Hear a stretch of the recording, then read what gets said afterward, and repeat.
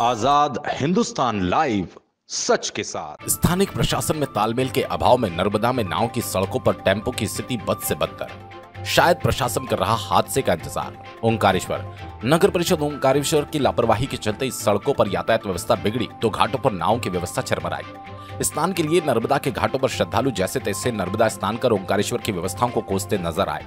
महाराष्ट्र आए रामभाव और परिजनों ने कहा कि इस प्रकार दुर्दशा अन्य तीर्थ में देखने को नहीं मिली। नगर परिषद ओंकारेश्वर में बड़ी मात्रा में नाव का संचालन बेरोक टोक किया जा रहा है, जिसमें वेद अवैध नावों को लेकर शासन प्रशासन के बीच नाविकों द्वारा कई बार मांग की गई, किंतु नगर परिषद घटना दुर्घटना में केवल कागजी खानापूर्ति कर कर्तव्य की तीसरी कर रहा है। लोगों की जान के साथ खिलवाड़ किया जा रहा है। सीएमओ शैलेंद्र चौहान के आने के बाद नाविकों और श्रद्धालुओं ने उम्मीद जताई थी कि सीएमओ चौहान व्यवस्था में सुधार करेंगे, किंतु व्यवस्था जस की तस बनी हुई है। ईश्वर न करे कि इसी दिन बड़ा हादसा हो।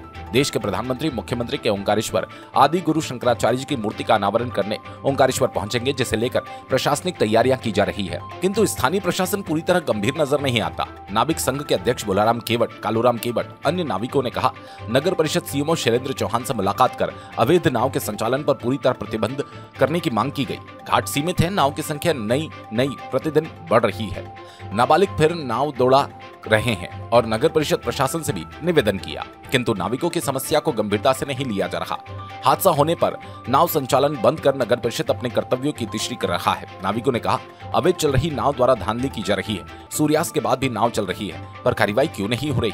वास्तविक नाविकों की रोजी रोटी पर अवैधानिक रूप से चल रही नाव संचालक करता ही मनमानी बढ़ा रहे हैं। ओंकारेश्वर में प्रतिदिन श्रद्धालुओं की संख्या बढ़ रही है। यातायात व्यवस्था पूरी तरह लाचार।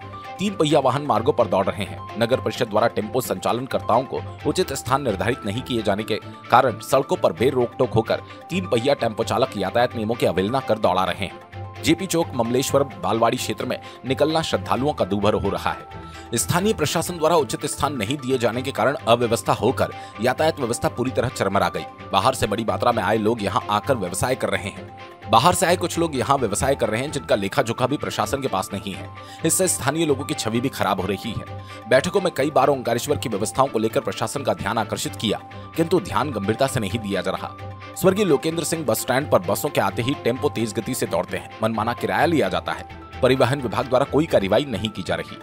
ओंकारेश्वर से ललित दुबे की रिपोर्ट।